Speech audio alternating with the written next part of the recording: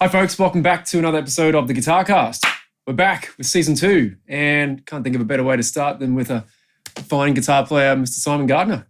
How you going? Thanks for coming on, mate. Oh, my pleasure, Steve. Oh, absolutely. Finally got it going. Yeah, awesome, mate. Simon, you've had an extensive career in the music industry for the past well over 30 years. So you are one of Australia's premier guitar players. And I don't want to pigeonhole you in any style because you have a wide stylistic diversity across all 5 of your albums. You have shared the stage with some of the best of the best: Joe Satriani, Kevin Borich, Phil Emmanuel, Tim Gaze. You are well respected as one of the finest guitar tutors in Brisbane. You taught at some of the best private schools for over 25 years. You owned and operated your own school of music, Simon Gardner Music, and you're now 2IC at JMC. And studio album number 6 is on the way. Yeah, that's right. It's coming out soon. Wow. Yeah. That's a big one. Yeah. That's the big one, right? I've heard some snippets. It sounds fantastic. Oh, thanks. Yeah. No, I'm really excited about to have a new release. When I started my full-time position at JMC, my sort of output just sort of stopped, my creative output. I was still playing a lot, doing a lot of stuff, but having something to look forward to put out is just such a, even, uploading everything last week after I've got the final sort of clip and everything's mastered and you listen to it, you go, it's ready to go.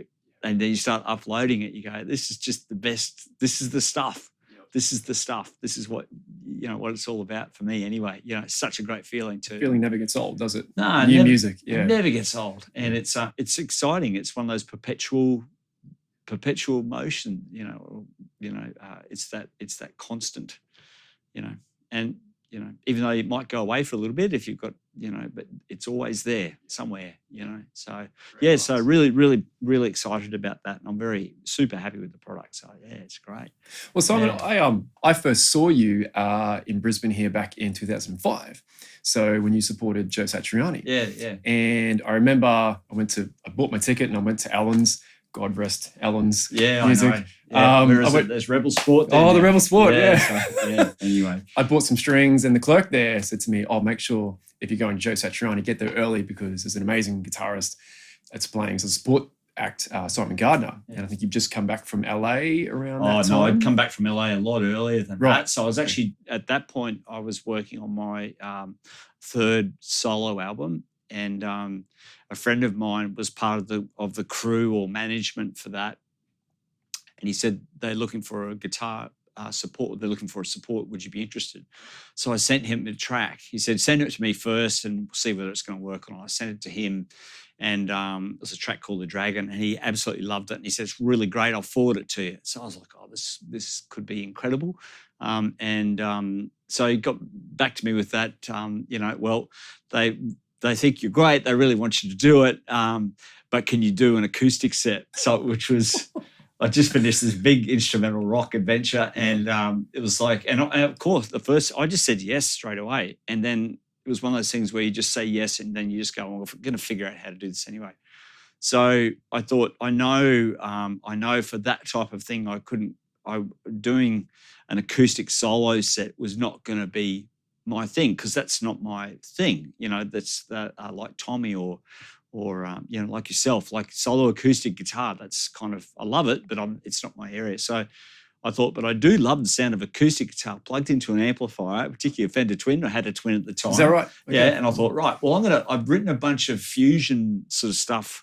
I used to play in a group called Three Monkeys in Brisbane with Mick Skelton and Ant Dawkins, and I'd written a bunch of music for that. And that was kind of in the 90s. I was getting right into fusion and Scott Henderson and Tribal Tech and all sorts of stuff. So I was really always been very attracted to that sort of music. So I still had a bunch of repertoire that I thought, right, so I had the drummer I was working with at the time, a good buddy of mine, I haven't seen him in a long time, but a great drummer, Scott Lynch, and a good friend of mine, a bass player, we still work together quite a lot, and a good friend, Tommy Hines. So I did this trio and then just started rehearsing like hell. So I think we had like maybe 2 months or something like that, and the hills and valleys of confidence through that whole process was something I've never forgotten. And it's something that I learned so much about myself and my process by doing it.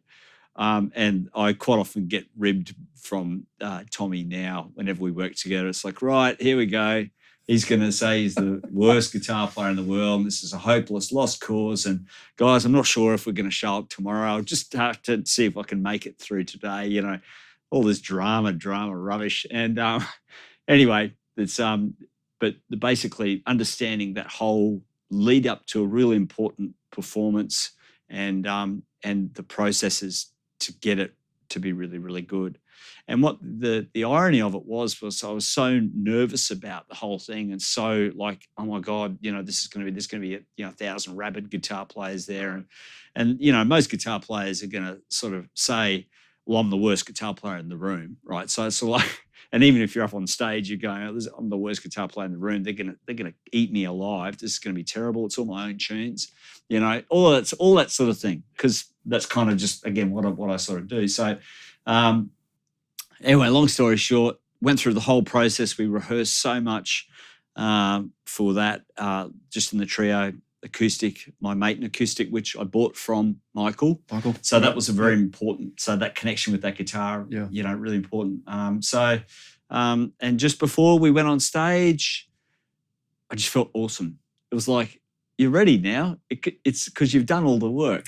You've done the work. Right. You can actually go and enjoy it. And as soon as I walked on stage, people started cheering. Yeah. So it was like, these people aren't like rabid Vikings who want to kill me and eat me. They actually want to hear some guitar and some music. And then we started, and it was really great. It was a great gig. And it's funny that I met Joe Satriani when he came to Brisbane on the Mick Jagger tour. Right. And that was just when Surfing with the Alien was broke, right? And I was working in a shoe shop called the Athlete's Foot in the Winter Garden in the city. And funnily enough, I was downstairs having lunch. Joe's walking around the Myer Centre.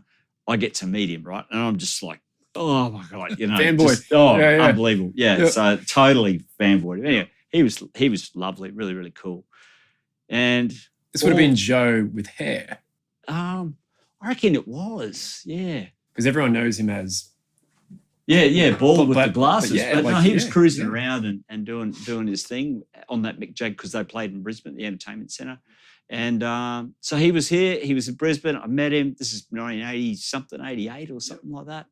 And then all these years later, actually supporting him, like unbelievable, this dream come true. Yeah. Can't wait to see him to say, do you remember me? You know, and of course he's not going to remember who I am. But for me, it's an indelible memory. Absolutely. Right? But I'll be thinking, is he going to remember me? This guy, maybe he knows and remembers me. You know what I mean? Like, we finished. It was great. We're on a high. We're backstage. We're just sort of hanging. And it's like, where's Joe? Surely they're going to come backstage and I'm going to get to say a quick something to him, not too much because he's going to go on stage. And then I just heard this feedback on stage and it was him and he was on stage. So I never saw him, but I never got to see him to say, I met you and I was just this kid working in a shoe shop in the Myer Centre. So that was, that funny story about that. But that was an incredible experience. Like I say, that process kind of made me understand myself a lot better and this strange sort of stuff that I go through whenever I'm going through a process of recording or a big gig or whatever it might be, you know.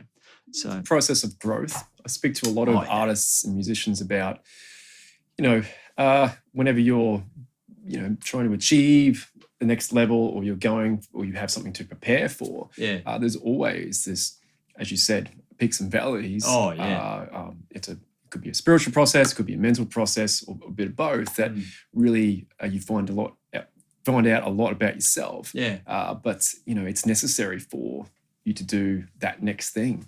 It is. And without pressure, there's no growth. Absolutely, yeah. All pressure makes diamonds, right? So, absolutely, Well, on that, mate, so I saw you that night and I went there just excited for all of it. So I thought it was amazing. Well, that's incredible. That's this way we've connected now after all this time. I know, and you were years. there and you actually said you played that song Friends. You did. I remember. And it's like, what? For brilliant. A few years when we were talking before you've come on the show, I do remember, and that's not blowing smoke. It was absolutely, I remember you played a song called Friends, and I went back through your discography and I found the Sketches album, and there was Friends. I'm like, I wasn't going mad. So amazing. But on that, so you did play an acoustic set that night, and I think going back through your discography, Yeah. just noticing, as I mentioned before, a wide variety of styles on all your albums. Yeah. That seems to be a common thread across all your albums, even from your first album, Big Sky. You Yeah. have some heavy metal songs. Yeah. I would call them some soundscape. Absolutely. Soundscape songs. Yeah. Yeah. So where does that influence come from that then translates to your albums? Oh, geez, I don't know. I think I just have always loved the soundscapes. The rock stuff feels very natural to me. The Zeppelin, the Sabbath, all of the seminal rock bands, that sound, the viscerality of rock, the energy, the excitement, the drama, all of that, the flair, I love all of that. I think it's just what rock is, and I'll always love that. It's kind of just in my veins.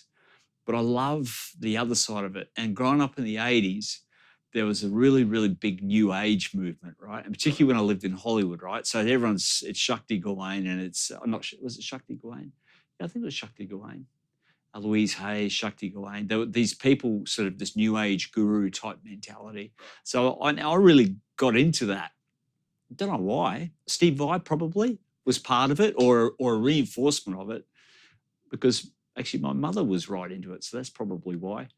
But a lot of the music that went with that was this meditative, atmospheric, and to some people it's just awful because there was no soul to it. But there's something about it that I loved, because perhaps it just made me feel a certain way. And I don't make rules for myself, particularly as I get older. I've just sort of just get rid of that baggage of what's right, what's wrong, what should you do, what shouldn't you do. It's like, I know it's a bit of a cliche, but if there's one thing you could change, it'd be like, just don't listen to anyone. Just when you're 17 and you want to do something, just do it and enjoy the ride, because it'll go all over the place. But for me, it was definitely that Avicii. So just on that, Avicii, that big song, "Wake Me Up," the acoustic and the EDM. Yeah. So he showed Niles Rodgers in the studio. Yeah, yeah. And Niles sort of went, "Oh, yeah, okay." And Beach said, "Oh, I just love it. It makes me light up." And Niles said, "Well, if it makes you light up, I reckon it'll probably make some other people light up." Yeah, exactly. So it's just on that, you're talking about how doing what you are drawn to and doing what you feel is right. Yeah, most definitely. And I think that's just has to be an individual's process, and you have to, do that. I think that that whole measure of doing what you think is right and giving yourself permission to do that, is really, really important. And again, as I get older, as an artist, as a guitar player, as a person in general, it's giving yourself that license to do whatever you want with your art and your music. There's always going to be 10 things you need to do about something on the internet, right? To be better at this or whatever. But it's your own path. And I think that's what's so exciting about it. So the soundscapes and the texture, I love that. I love, I'm a big Pink Floyd fan, so I love a lot of the imagery of the early Pink Floyd, even like the Amagama album cover with just the cow in the paddock and the cover of Wish You Were Here with the two, like the one man Classic. on fire, just the stark. Yeah. And what would that sound like? Well, obviously it sounds like those records, but for me, like that sort of imagery is actually something I think about a lot when I play, because a lot of the sounds to me create these images, which for my new single, Highland Runner, is about this perpetual character who never runs out of energy and runs all over the world, right?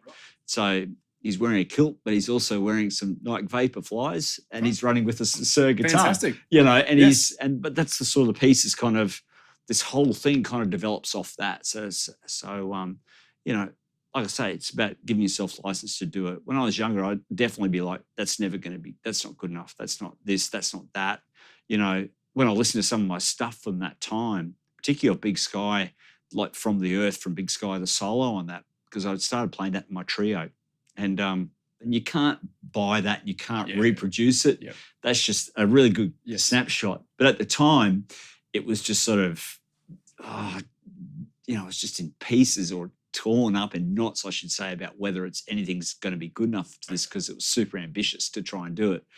But at the end of it, I think for my own music and my own, they're just really documents of my life. Yes. To me, a legacy I'd like to leave my family and for anyone who wants to listen to it, really. That's kind of it in a nutshell, So But it would be great if people loved it. I mean, that's awesome. No one would deny that, to have that. Yeah. Well, on that, just going off, all your albums have a wide stylistic diversity, but they also have a very high level of technical playing on there as well. And I don't know how old you were on Big Sky, but like I've heard the solo on From the Earth, which is incredible. Yeah. And you were so young on that album. So can we talk about you growing up, learning guitar, and then your journey to GIT in America? So I went to school at Brisbane Grammar School. I had my teacher's name was Rick Purdy.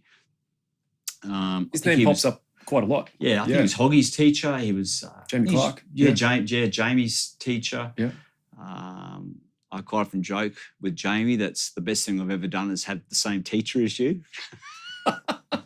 So he's awesome. Brad Shepherd, I think, was also a student of Rick's.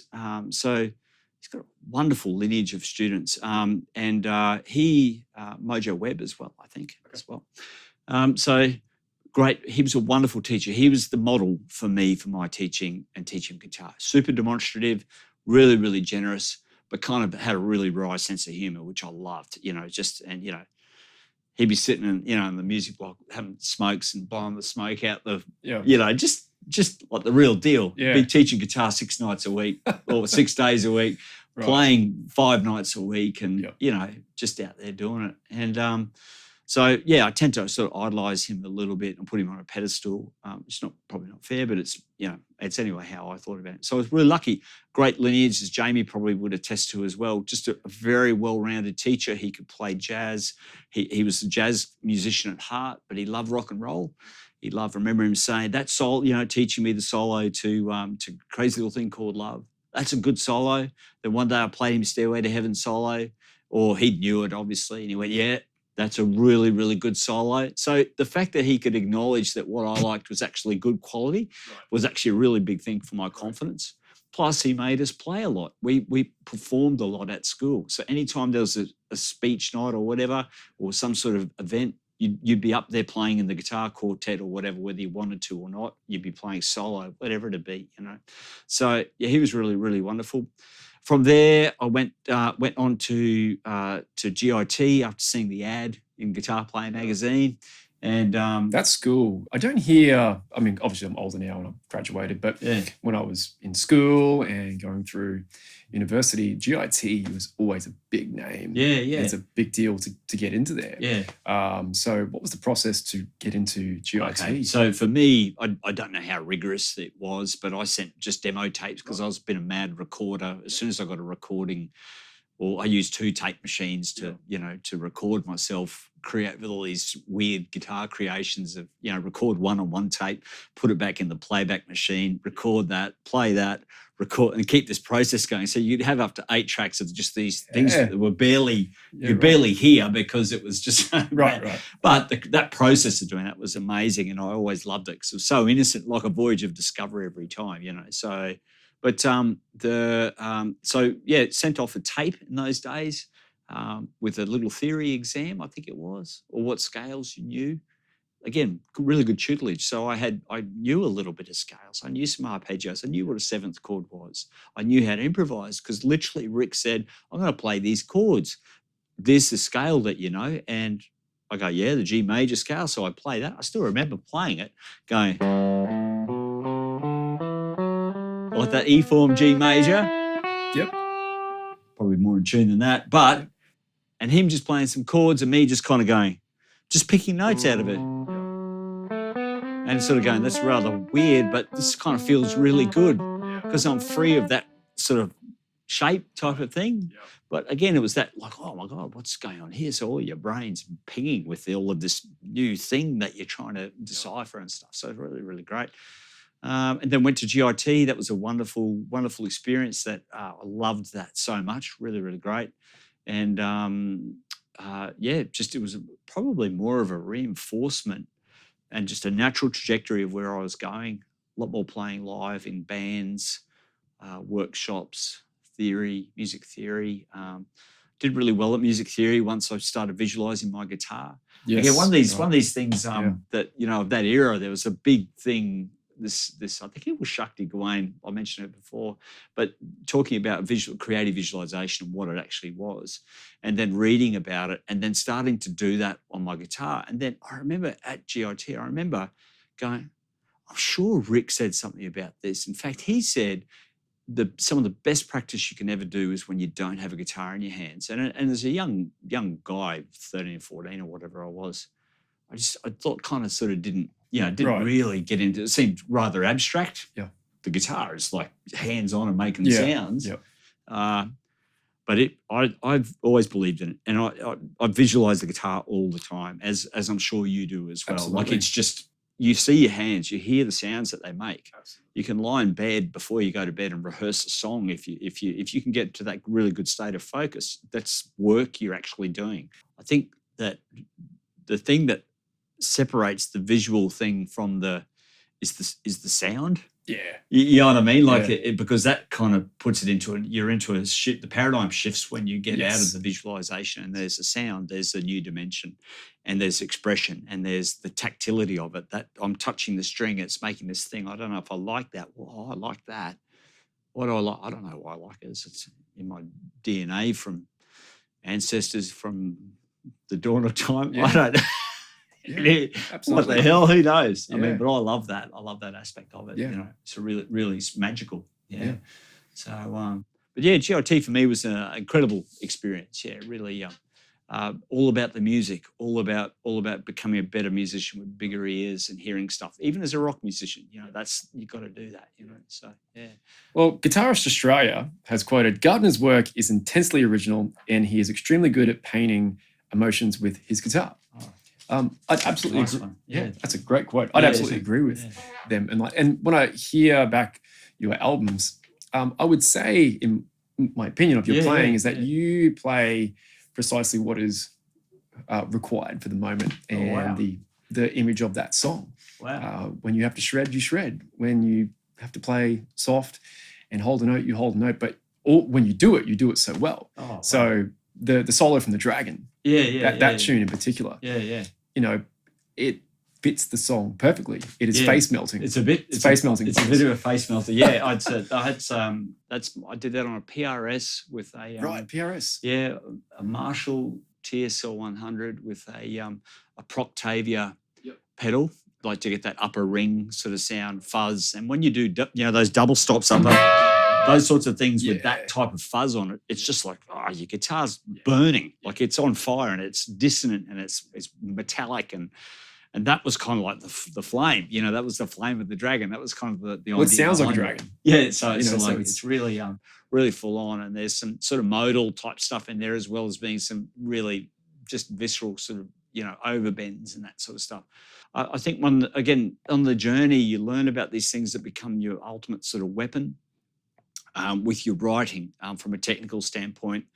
And sometimes you're yearning for these things and you sort of, as you're writing and you're not sure what it is, but it's usually going to be in the range of dynamics, and dynamics is such a powerful thing in live performances, but also in recorded performance. And capturing them in a recorded performance is really difficult because you lose, like in a recorded performance, it's very easy to lose a sense of dynamic, and it's really fun playing and recording stuff that's just full gas, right? That's fun because it's a challenge and the whole experience is very physical.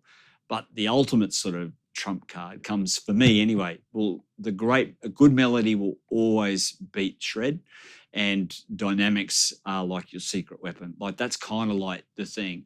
And if you've got a tune that doesn't have dynamics, that doesn't mean that it's not a great tune. It just means that's probably what you're trying to say with that tune. So there's no like law that you have to be dynamic with hills and valleys every song, but quite often it's overlooked as the secret thing to get you to the point where you've got the song that you're after, or the piece of music, if that makes sense. 100%. That's the sort of way I sort of think about it anyway. and that comes through. And if you think about what dynamics is, it's not just about playing lightly.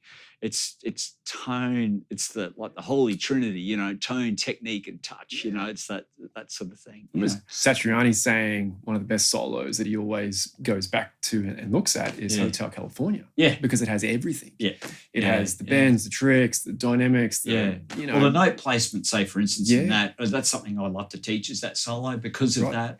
Even Stairway, you know, the solo in Stairway, the way he finishes on an F on that first run.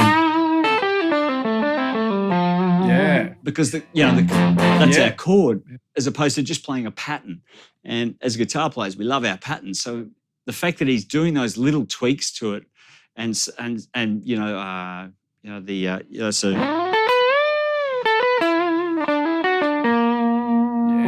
because that's your 5 chord. Yeah. He could just land on that. It's going to be in tune. It's going to be fine. But everything fella does there is just perfectly measured out. Yeah, that at your 4 chord, which is your E9. That E9 sort of voicing. Sorry, I'm a bit out of tune, but that type of thing that they do there, I love. That to me is really great, and that's something that I definitely do think about when I'm writing a melody and or knowing what's going on as far as the technical aspects of the melody, the chord, the placement, all of that type of thing in sort of rock context that I do it.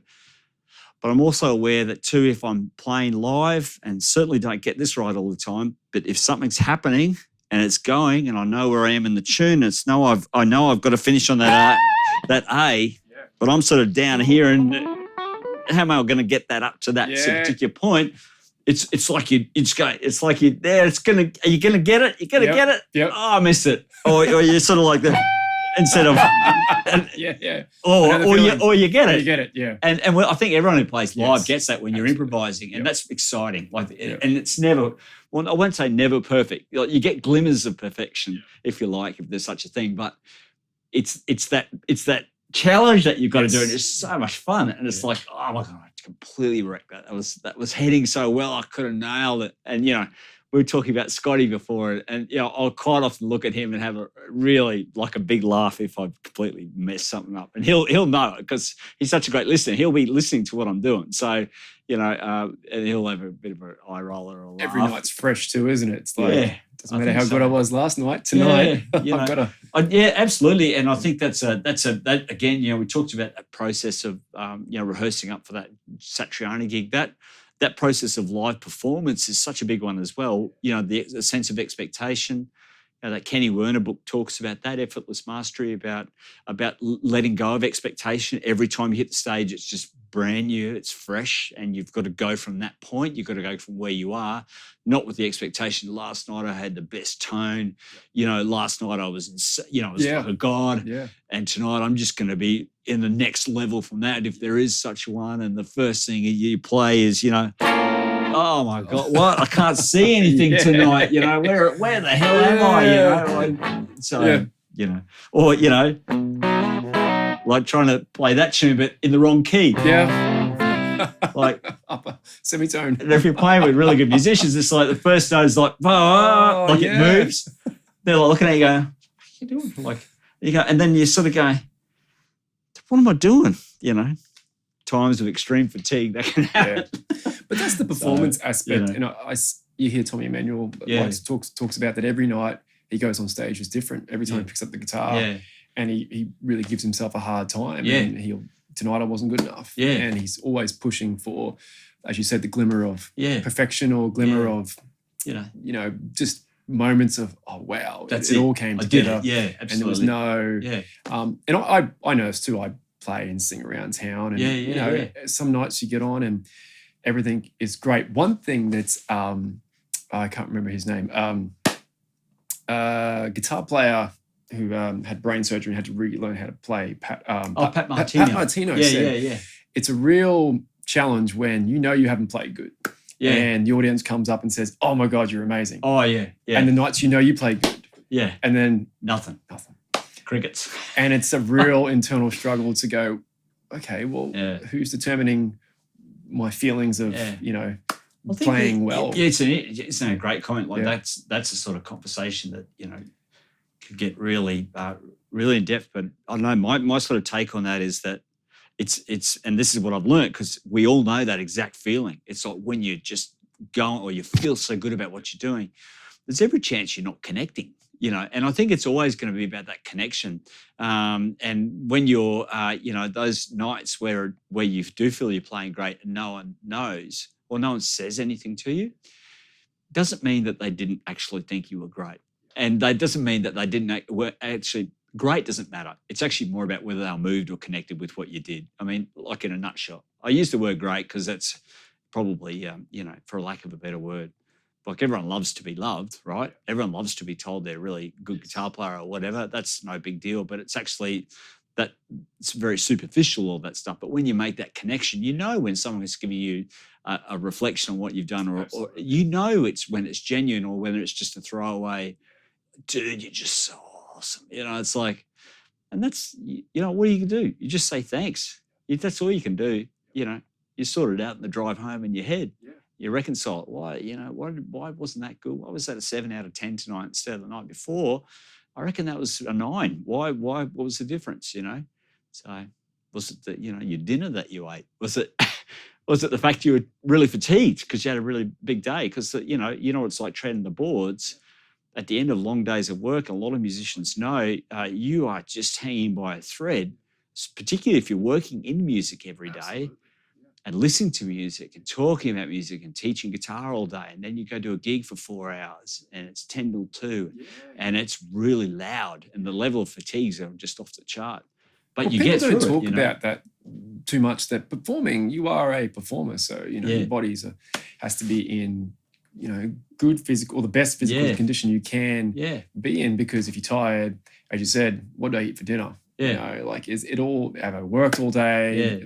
Stress levels, car breakdown. Yeah. And some people, Jen Clark talking, that some people can just switch it off and just be like, yep, we're on. Yeah. But probably for most of us, it's all seems to be, I know on Sundays after gigging from Wednesday and you're singing, you're just like, I'm not as good as Wednesday and Thursday because I'm fatigued. It's pure fatigue. Yeah. And there's no shame in that. Yeah. In fact, there's only opportunity to work on your professionalism. Isn't that you reckon? Like, it's absolutely. I've just had nightmares at Susie's, like most guitar players, with the ground hum then.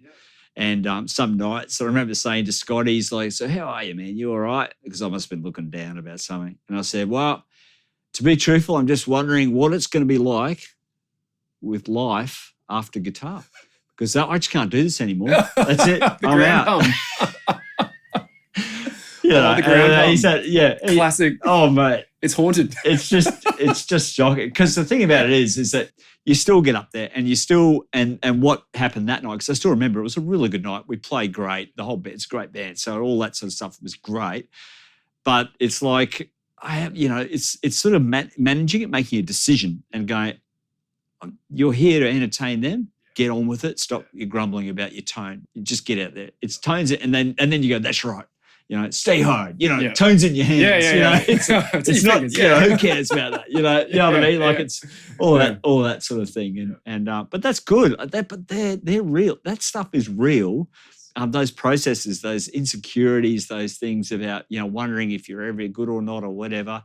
How I've learned to sort of manage that over time, and you probably similar, is you just let go of it all and you focus on being present, and your job at hand is to perform and connect and basically work on it that way, and that becomes a joyful thing. Absolutely. And it may not be, again, your first choice of music, whatever, but hey, the way I rationalize is I'm out making a living with my guitar and with these fine people. Absolutely. It's good. You know what I mean? Yeah. So it's I feel it's something to be thankful for. Absolutely. Well, speaking of playing, can we talk about how I always ask guitar players and other musicians how they think about improvising on the guitar. So your albums have such a wide stylistic diversity, but if we, to take something like a blues or anything, a modal sort of approach, how do you think about, we were talking before about the visualization of the guitar? So I suppose, again, I teach and sort of believe, if you like, I'm a cage system kind of guy.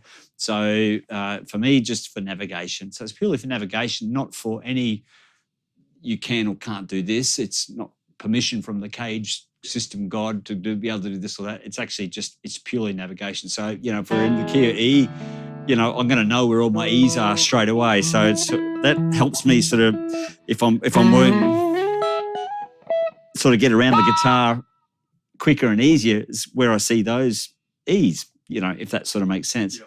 I guess, my overriding sort of method or my overriding belief system with improvisation is to serve the song, to create something in the song that's going to make it better. So you're always serving that bigger picture. Technically speaking, in my mind, it's spontaneous composition. You're actually creating something musical that's going to go forward. So if you're, going to be playing, a John Mayer tune, say for instance, so I'm going to be looking at things that can sort of maybe quote what he's going to do in that. Yeah. How would he play it if he was me? Yeah. Or how would I play it if I was him? Probably better to the point. So I'll be looking at that type of nuance for it. And again, the reason is not to try and be like him per se, but I'm playing his tune. I'm playing it, and I'm playing it pretty sort of, the feel is pretty close. So, I'm not going to come out and do some sort of mad thing over it, Whereas other stuff, there's license to just, particularly with the rock stuff, it needs power, it needs absolute impact, and it needs speed, and it needs that attack and aggression. And so that's what you do. And it needs that tone that's overdriven and not dynamic. Yep. So that actually, that sort of tends to be my sort of thinking on it, But yeah, so if we talk, say, about a blues, I'll be sort of thinking about where those notes are and where obviously my chord tones are, and I love working around there. So working around my chord tones. Yeah. Which is nothing too innovative there, but it's kind of what you do to play in tune.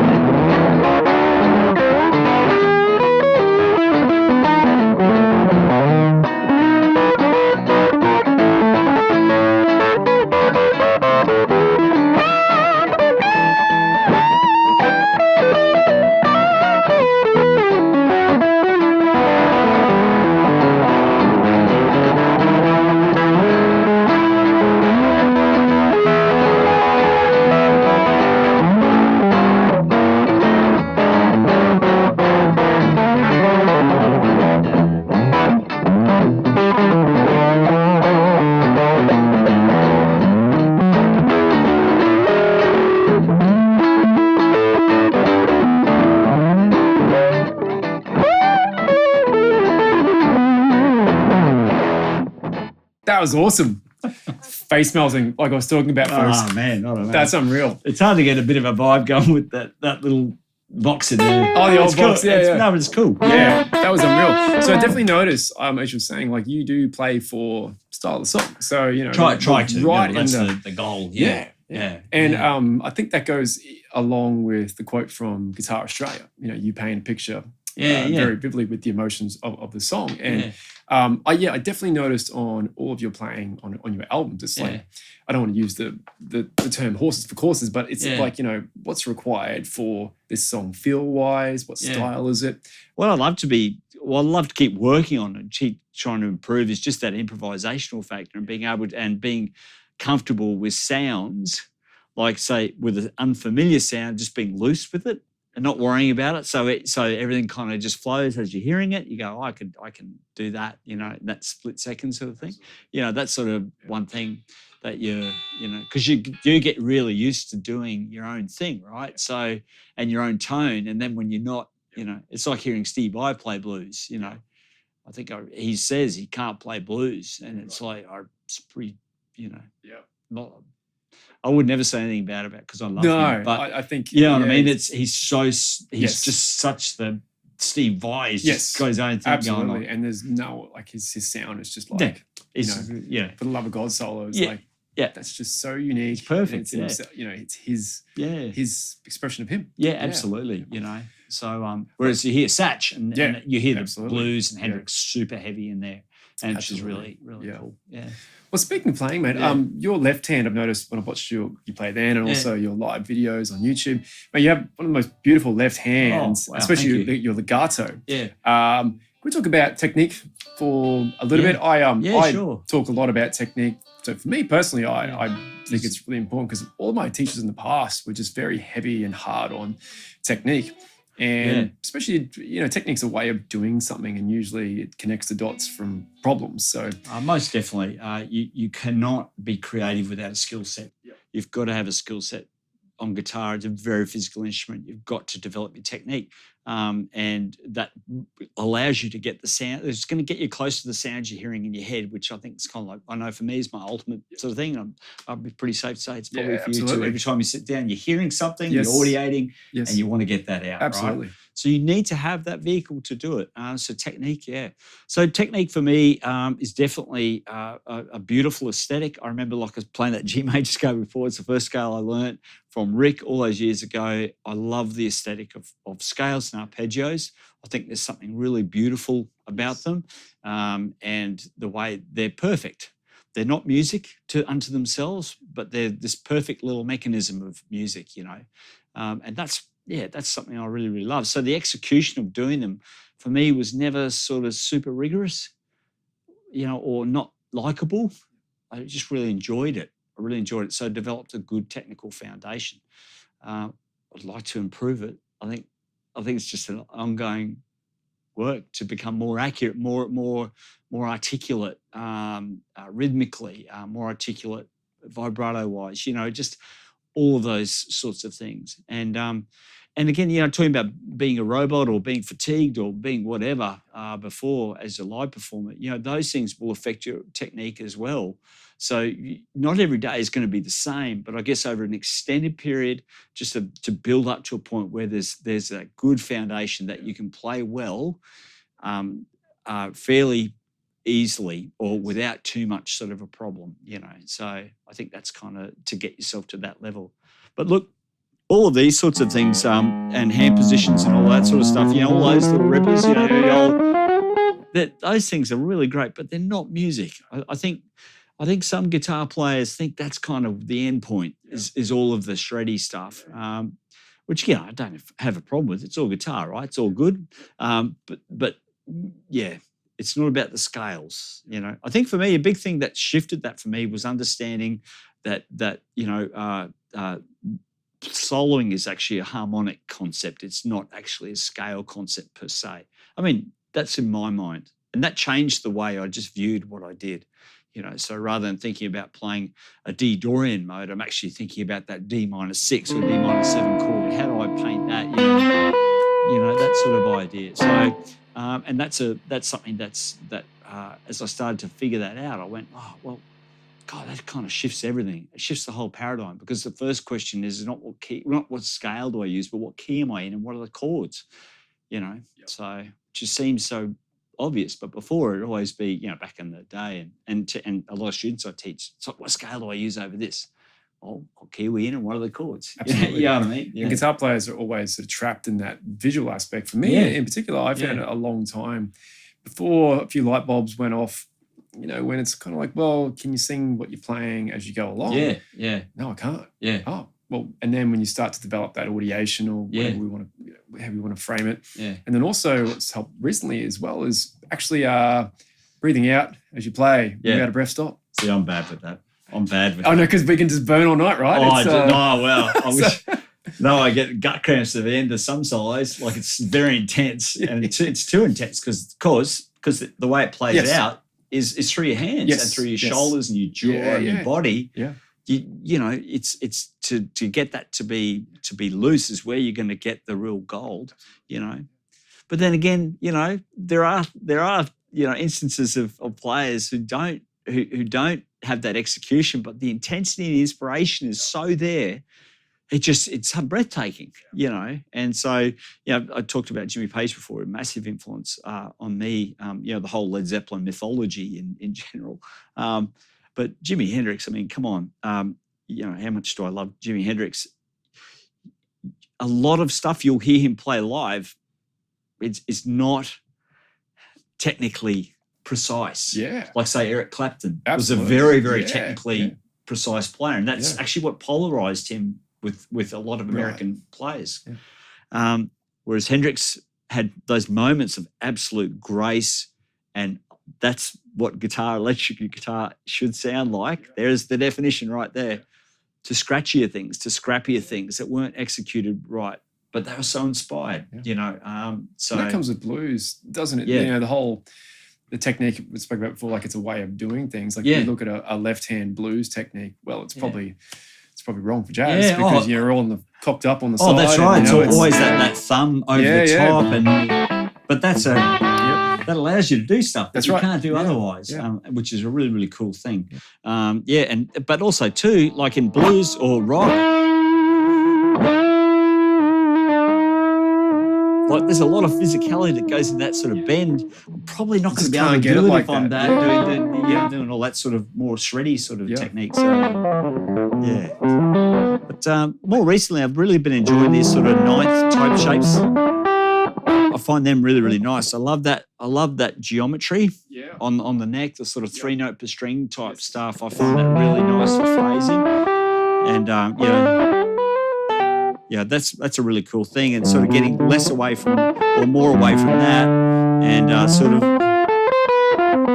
like looking like more of this lateral sort of way. Well, Simon, thanks so much for coming on the show. This has been a lot of fun. You got a new album coming out. The album's coming a little bit later in the year, but I've got a new single coming out on April 10th. Yep. And it's called The Highland Runner. Yeah.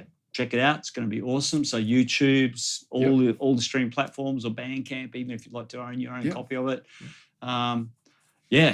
So The Highland Runner runs forever around the world. Yeah. Highland Runner, folks, on April 10th. Check out Simon also on Instagram and YouTube, Simon Gardner Music. Yeah. And it's been an absolute pleasure to have you on. Can we play a bit more? Yeah, man.